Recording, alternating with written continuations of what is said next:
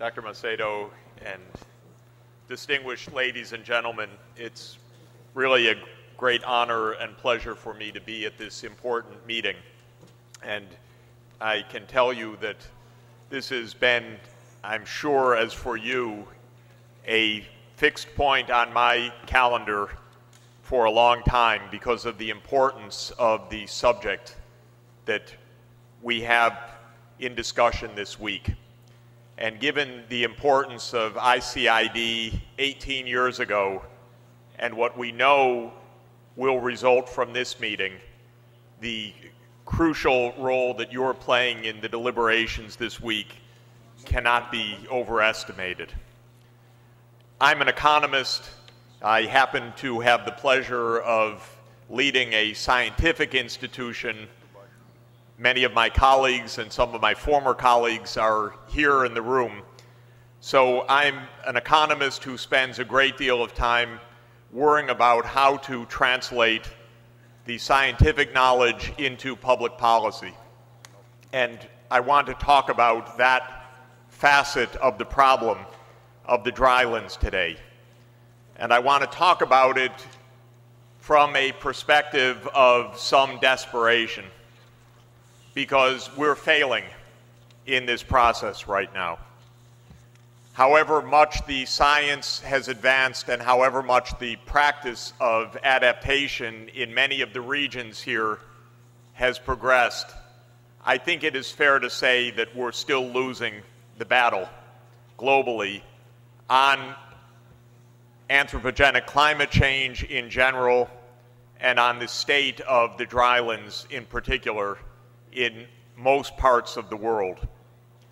As you've been discussing all week, the Drylands are the most vulnerable part of the world to climate change and the home of most of the world's very poorest people.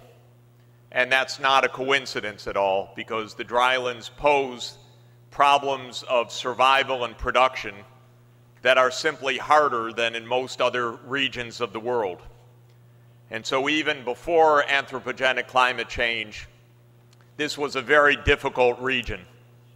And when countries had dryland regions and temperate regions as Brazil, it was not unusual. In fact, it is the rule that the dryland areas tend to be the poorer, the more difficult regions for human well-being and often for economic development.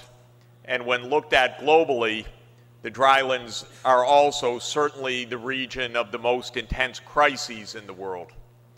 When we add in the challenge of human-induced climate change on top of what were already very serious economic and social and ecological challenges, we are pushing towards a catastrophe.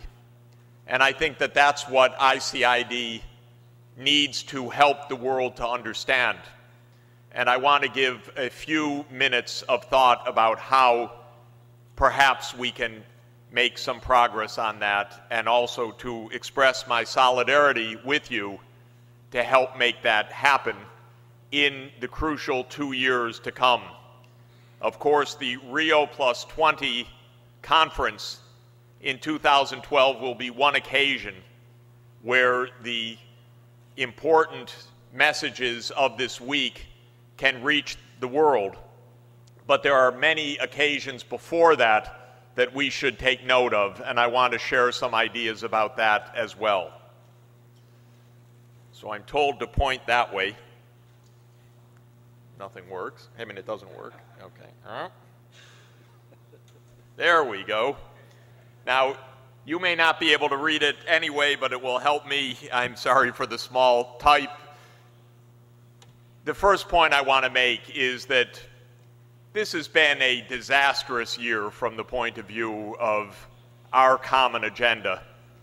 Disastrous not only from the physical point of view, but also from the political point of view. And I think it is only right to emphasize how we're losing ground. Even not only are we losing ground biophysically, socially, economically, and demographically, but we're losing ground politically as well. So we know that the first 8 months of this year are already record-breaking. My colleagues at the Goddard Institute of Space Studies, together with NCAR and other units, have already shown that for the first half of 2010, this is the warmest year on record. And we know that it is also a year of extremes in all parts of the world. We have devastation in many dryland regions or in regions experiencing extreme drought and heat waves. And of course, the notorious ones among these are the Russian fires that have made Moscow and environs unlivable this year, the devastation of floods at record levels in Pakistan, in China, in the Sahel of Africa, and in other regions of the world. And I know, because I travel with the UN Secretary General very often, when he said, as he did last week, that the floods that he saw in Pakistan were unlike anything that he's seen before, I can tell you that that, first of all, is not coming from a man who speaks in hyperbole, and it is coming from a man who's seen a tremendous amount of devastation before his eyes. I wasn't with him on the trip to Pakistan, but I can only imagine what he saw if he made a statement like that. An unrivaled disaster facing millions and millions of people who are standing, as you can see, on high level, if they can reach it, without food for days now in the devastation along the Indus River basin. And in China, where I was earlier this summer, in talking with the Yangtze River Authority, this has turned out to be one of the most disastrous years in modern Chinese history as well for flooding, with many threats still to come. And once again, in the Horn of Africa, there are extreme droughts, which are coming in greater intensity and more frequency. And in places where my colleagues and I are working in the dryland parts of East Africa, I can say on behalf of the communities with which we're working, that whether the downscaled models have been able to prove it or not, these communities know without question that the climate has changed, and changed in an enormously adverse manner for them, often involving the disappearance of short rains, more frequent and more prolonged droughts, and more famine. Now, at the same time that the world record is showing this horrendous set of outcomes, the political situation vis-a-vis climate change, I think, also has to be regarded as dramatic. First, it's only about 4 weeks ago since the U.S. administration pulled back any attempt at climate legislation this year, and very likely it means there will be no climate change legislation during the 4 years of this Obama term, because now it's quite likely that the U.S. government will lose seats in the midterm election, and they couldn't get climate change passed even with a large majority of the governing party, and it will be nearly impossible for 2 years. And then after that, of course, anything goes. But here we have the second largest emitter in the world, just a small amount behind China now, and by far the world's largest emitter per capita of any major economy, doing absolutely nothing, going into the 18th year of complete inaction. Harder to imagine a greater disgrace than the United States offers on this record, and hard to imagine a collection of more ignorant people than we have in the U.S. Senate, by the way. It's not only that they represent their constituents, but they're fools, many of them, absolute idiots. And I don't mind saying it because they're wrecking the world, so keeping it a secret is irresponsible as well. Now, we also have geopolitically a growing crisis in the Drylands.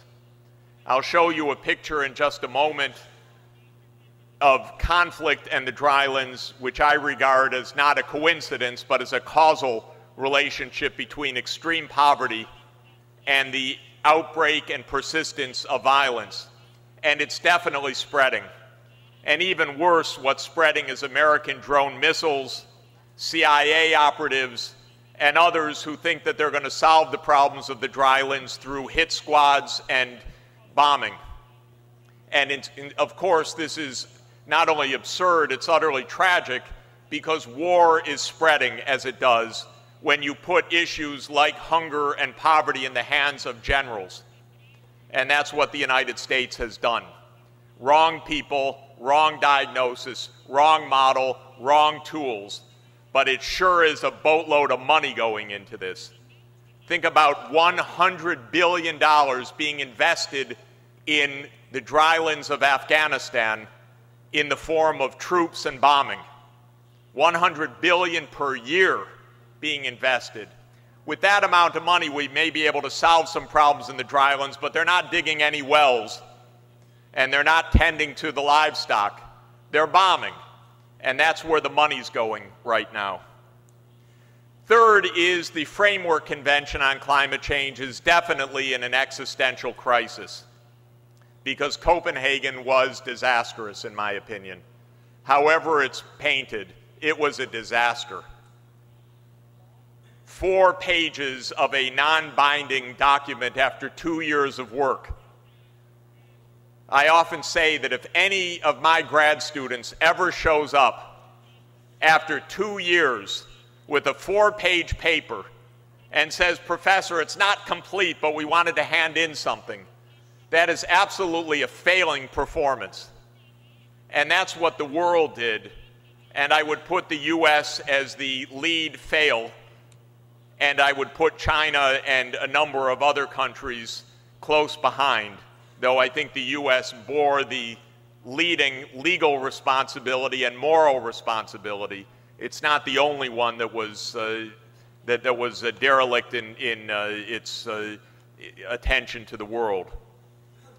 The next problem, to give this litany of problems this year, is that at Copenhagen, one of the few things that supposedly came out of it was a commitment for emergency financing on climate change of $10 billion a year for 2010 to 2012. If anybody has found any of that, please let me know. I chase money for a living. I can't find it. Of course, it's promised, but promises are very cheap, and actual delivery to people who need the help is lagging. And then finally, I think it's no secret that climate science took a serious hit this past year, not because of anything wrong with the science, but because of, once again, another demonstration of the power of propaganda in the world. There's just a lot more money behind anti-science than there is behind science. Let's face it. And it's all a game. It's all public relations. This climate gate business was nothing but a propaganda game of powerful interests. It had, but we should say it, and I have a couple of ideas about it. We don't need to be defensive. The people that lead this campaign and publicize it, starting with the editorial board of the Wall Street Journal, are a disgrace. And they need to be called out on it. The procedures of science are more meticulous than of any other human endeavor, and with more checks and more control. And there are no controls on the editorial page of the Wall Street Journal. It's driven purely by meanness, ignorance, and greed. And they have the audacity to attack the scientific community. And we need to have a more effective response. And the effective response needs to understand more clearly what's really going on. And what's really going on is a game of public relations funded by major industries and their interests. This is a map you'll know well, of course, the map of the dryland regions. But the red triangles on the map are zones of conflict. The map is 2 years out of date. I took the conflict zones coming from SIPRI, the Stockholm Institute of Peace Research, and mapped them onto the world map. And what you see is that it is a high and unsettling fact that the drylands have a huge disproportion of the world's conflicts. And this, I think, is a pertinent fact and not a coincidence at all. Why is it? Because conflicts with, unfortunately, unerring frequency hit the poorest and most vulnerable places in the world. Conflicts break out in impoverished countries and in hungry places. More and more research has confirmed in recent years, including research done at the Earth Institute, that when the rains fail in Africa, the probability of civil conflict breaking out increases markedly. That's shocking, but obviously a reality of the region that we're dealing with, because the failed rains are not a mere inconvenience, they're a matter of life and death. And conflict is a matter of hunger and disarray. I'm working a lot in sub-Saharan Africa. There is a stretch of instability across the entire drylands of Africa, from northern Senegal through Mali, northern Mali, the desert regions, through, of course, Niger, Chad, Sudan, Somalia, parts of Ethiopia, Eritrea, right across the Red Sea into Yemen, Iran, Iraq, the drylands of Pakistan, and Afghanistan. One continuous swath of dryland ecosystem that stretches about 10,000 miles and accounts for a huge proportion of those red triangles. And that area is also the area now of U.S. military intervention spreading. In the Sahel, it's the CIA and the new Africa Command. In the Horn of Africa, it's the spread of war around Somalia and the heavy engagement of the U.S. supporting Ethiopian troops and others in Somalia. Across the Red Sea, there's a secret, not so secret war underway in Yemen, a country that is in profound ecological stress that America interprets as an al-Qaeda crisis because they don't understand what a hunger crisis is in the White House and in the Pentagon and the Congress. So everything is viewed through a military lens and into Pakistan and Afghanistan. And so I mention all of this for the obvious reason that what we're talking about here is, of course, human well-being. It's, of course, survival of very poor people. It's about economic development. It's about ecosystem functioning. But it's also about war and peace.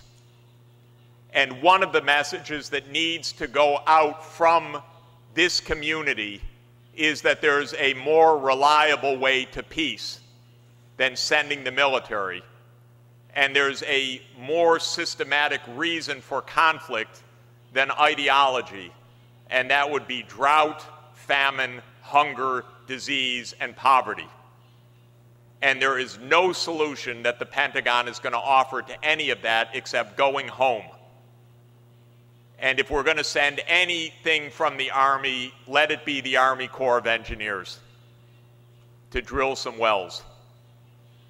Because that's really what is missing, is basic viability and livelihoods.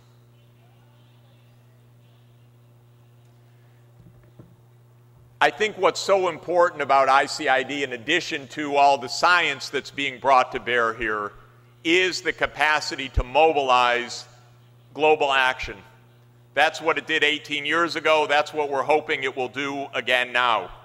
And I want to mention some of the things that are underway in other dryland parts of the world that I think can be brought into the umbrella that you're creating here. First, on my own account, I can tell you within a span of about 8 weeks, I'll be at 3 regional dryland conferences, each one undertaken independently, but undertaken for the reasons that bring us together globally.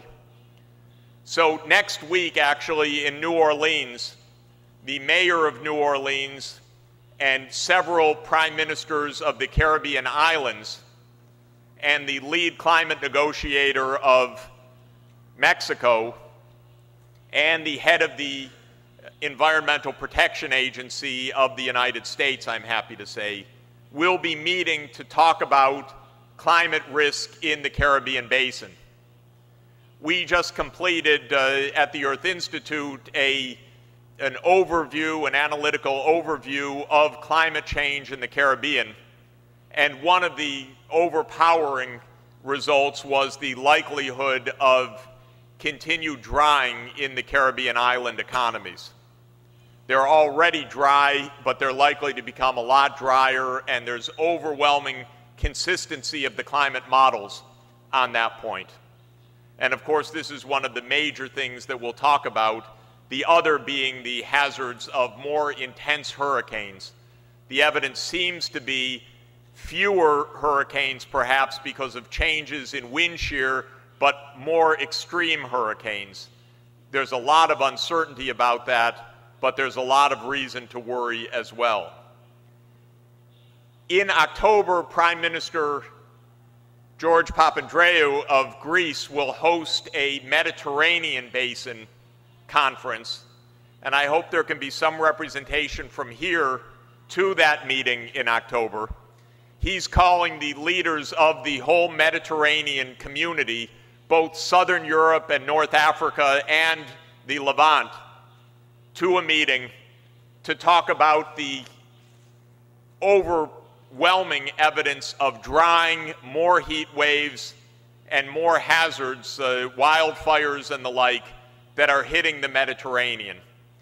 And I think that this is extremely important because the leadership of the Mediterranean is a powerful political leadership and knows that their region of the world is also in extreme duress and in the extreme crossfire of long-term climate change.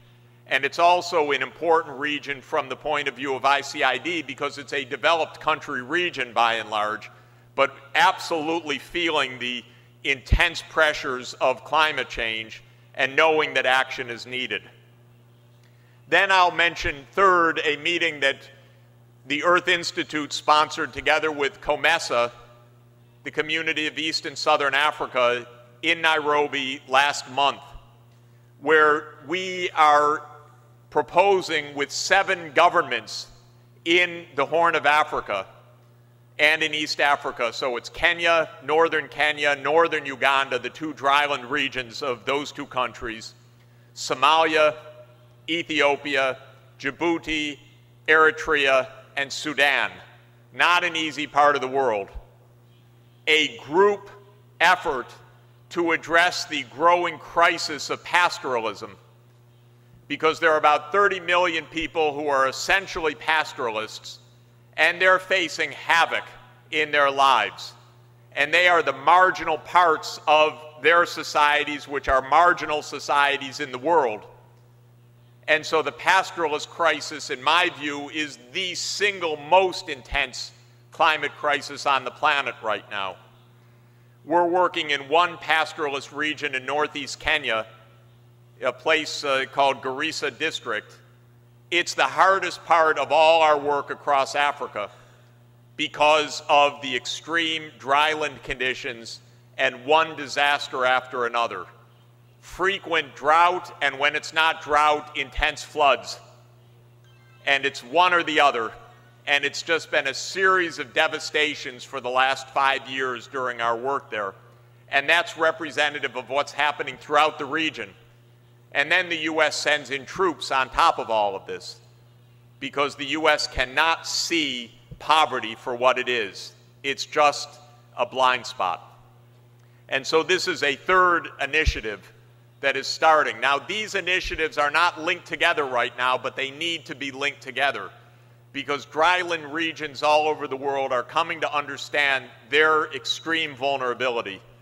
And political leaders are coming. We hosted the meeting, and we had 22 ministers from those 7 countries show up. And that showed a high level of determination to do something about this crisis, and we're launching a ground-based program of integrated development in the pastoralist regions as a result of the meeting. But I would say that there's growing political understanding of this issue that can be tapped at this point, and very important to tap. One thing I wanted to mention quickly is what we are doing in that dryland region, because I think that there are probably some useful lessons, and I would be very happy to exchange notes and ideas with any of you here. We have been carrying out for the last 5 years an initiative which we call the Millennium Villages Project, based on work that I was lucky to lead for Kofi Annan and now continue for Ban Ki-moon, called the Millennium Project, which is identifying ways to achieve the Millennium Development Goals in impoverished regions.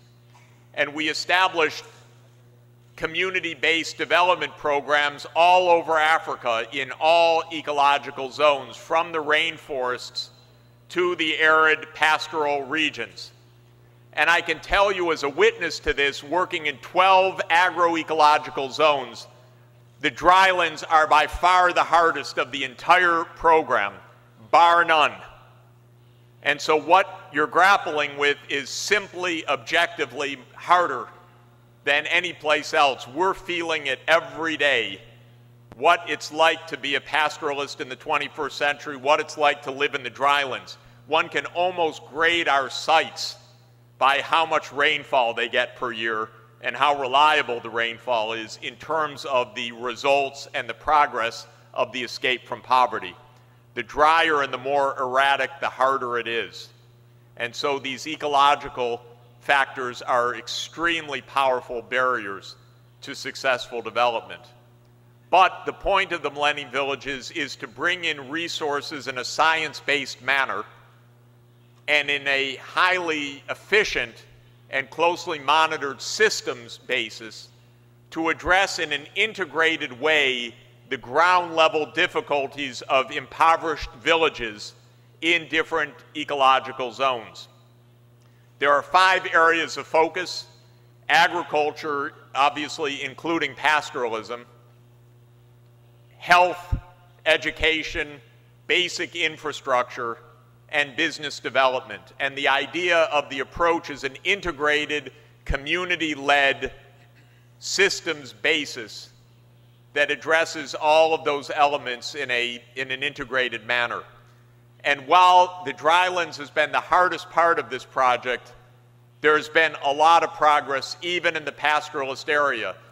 In Northeast Kenya, we have at least a zone of stability and a zone of some human progress in health and in livelihoods, compared to a sea of instability all around this site, because it's right near the Somalia border.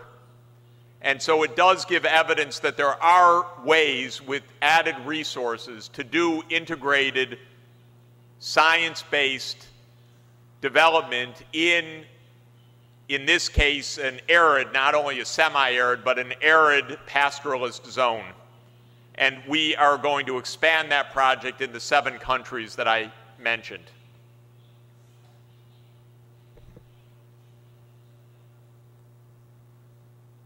There we go. So let me end by making a few recommendations I hope that might be useful as you move to the final declaration of this week.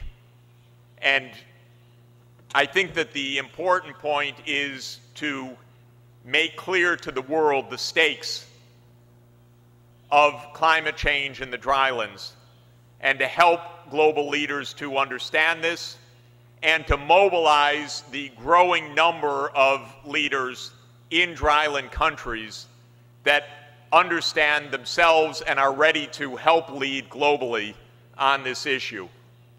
So, very quickly, my first point is simply to convey the message powerfully and clearly that the climate crisis in the semi-arid and arid lands is a growing global security challenge and a direct threat also to the achievement of the Millennium Development Goals. Now, next month, 150 world leaders will meet at the United Nations for the 10th year of the 15-year Millennium Development Goal process. And I'm the main advisor to the UN and the UN Secretary General on the Millennium Development Goals. If you send a message about this, I'll make sure it's heard. The relevance of your agenda to the Millennium Development Goals, in my opinion, could not be stronger.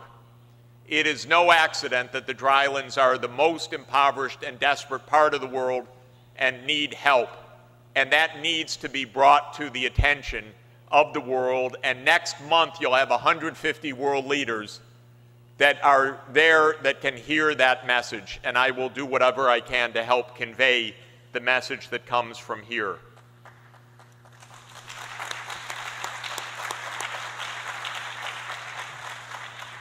Second, I think we should try together to have a Security Council meeting on the drylands, to take the reality of that map, the fact that the drylands are the home to a disproportionate share of the world's conflicts, and have the Security Council consider the implications of that. Because the world's diplomats have to understand that not everything is politics. Some things are ecology, and some things have a biophysical base, and that when there's conflict, it may mean hunger, not extremism, or extremism as a result of hunger, or as an exploitation of hunger. And I think that if we could get a UN Security Council meeting, even one day on that, it could help change understanding and minds, and perhaps somehow, some way, make the United States a little less eager to send in the military to the next drylands conflict, and instead send in the development effort, which is the one that's really needed. Third, I would like to suggest, I don't know if it's a redundant suggestion or not. I don't think it is, but I don't want to be presumptuous here, that we work together to try to form an alliance of political leadership in the drylands. I wrote it as, in the spirit of this conference, the Alliance of Semi-Arid Countries, ASAC, but it could be an alliance of the drylands countries. And I do believe that if that alliance can be formed, it could make a very powerful difference. We need not only the voice of science, but the voice of political leaders in the world.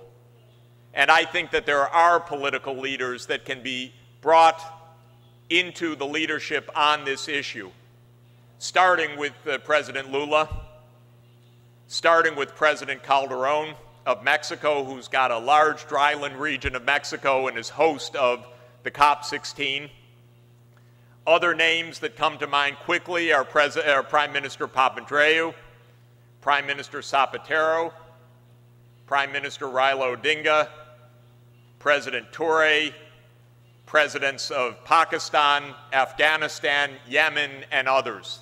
They all know what's really at stake in their countries, even if they're unable to make that heard with their individual voices. But if instead of each region focusing on its regional problems, we got the world's dryland leaders together to understand that this is a common challenge worldwide of water stress, climate change, growing dryness, more instability of rainfall, more frequent droughts, more risk of famine, more risk of wildfires, and the like. I think that this could be very powerful. And again, I certainly am at your service if you would like to help organize that. I know most of those leaders. I think that they would be receptive to joining together in a new grouping that talked about climate change not only by region but by ecological zone, where they shared the deeper characteristics. What would such a group actually do? First, it would try to help itself. It would call for timely disbursement of the promised adaptation funding, giving priority to hard-hit countries in the dryland region. It would, of course, demand faster progress on mitigation actions, including letting the dryland regions focus on their own countries, as well as countries like the United States, which has a significant dryland region, of course, especially in the West, to do more. Third, I think that it should call, and I would say for all of us, we should understand that the money question in climate change is a game. And when Secretary of State Hillary Clinton came at the last minute to Copenhagen and said, oh, we support $100 billion by 2020 from somehow, somewhere, some way, that means nothing. No applause. We should just put our heads in our hands. Now, what would mean something is if we had a specific mechanism, and we should be done, in my view, with this cap and trade nonsense. It was all an elaborate way for politicians to avoid the word tax, which would be far more straightforward and far more powerful in transformation and would collect revenues and be a lot more transparent. And the whole cap and trade thing started because Bill Clinton didn't want to say carbon tax. And then Europe adopted it, and then the United States abandoned it. And Europe's got a system which is cumbersome, and then it tried to peddle it to the world, and the world didn't want it.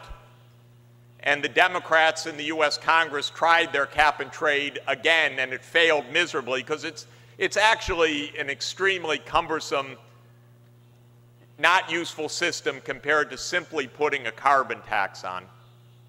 But the point I want to make here is if we're ever going to collect real money for international public goods for climate, both adaptation and mitigation, there should just be a carbon levy by country, pure and simple, very transparent, let polluters pay. It could be a greenhouse gas levy expanded to cover methane and nitrous oxide, but it should be simple, straightforward, not razzle-dazzle from our Secretary of State, but money on the table. And I think this is something that we should be advocating. Pure, simple, no gimmicks anymore. And then the fourth point I would mention, but I could mention 10, is that many of the dryland sites have a lot of potential for renewable energy. In fact, some of them are the world's best places for solar power because it's sunshine all day long. And solar initiatives on a large scale would be excellent for development, excellent for sustainability, excellent, by the way, for global economic recovery. And it's something I think we should be pushing for the drylands, a much it doesn't exist yet, but a coherent global effort to bring solar power and other renewable energy to the drylands and especially the energy-poor regions of the world. So those are some of the things that this new alliance could usefully call for that would be good for each of the members and good for the world. Finally, let me say we need to get better at global public awareness. We're losing, but not because we're not so good at it. We just don't have billions and billions of dollars behind us like the oil companies do. And we're not so good at propaganda because we have a bad habit of telling the truth for a living. Whereas the opponents have a real habit of lying day in and day out. and everything sells in this world, no matter how egregious the lies. And so this is tough. I don't want us to abandon our commitment to truth. That ultimately will be the key to solution, but I do want us to get better at public awareness. One thing is we should make and figure out how to do it a very concerted effort to reach national and local politicians throughout the Drylands to explain to them what it means to be a political leader in the Drylands. So every governor of the states of Brazil and the Dryland regions, the governors of the Dryland states of the United States, the prime ministers of the Caribbean, the presidents and the district officials in the Sahel and so forth should understand they're in a special place in the world. Climate change is affecting them in a special and especially powerful way, and they need to be agents of change and agents of global awareness as well. And of course, we need the voices within countries to appeal nationwide so that the dryland parts of Brazil are making the case nationally in Brazil. The dryland parts of the United States are making the case nationally as well. I think we need to do a better effort on building a clearinghouse of information on best practices of adaptation. I'm not sure, I don't want to reinvent the wheel and duplicate what's already done, but I don't feel yet that we have a global scale clearinghouse of knowledge on these issues, and I think that it would be important to create. Fourth, I want us to have a campaign against Rupert Murdoch.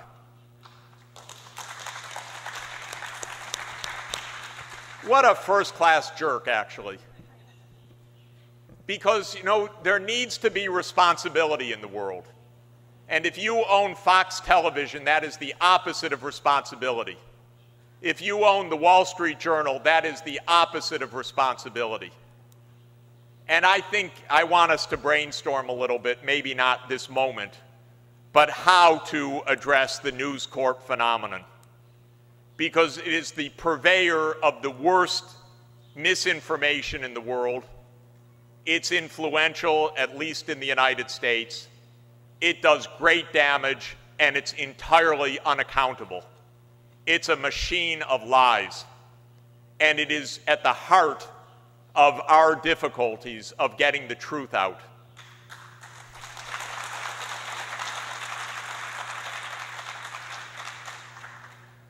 And finally, I'm so happy that Dr. Macedo is chairing this session from the Chamber of Industry of Ceará State, because the last point on my slide and the last point I want to make is that we need to mobilize also an alliance with major industries operating in the drylands, because the industrial sector knows the truth and knows the difficulties, and the industrial sector, in order to prosper and survive, has to be operating in viable locations.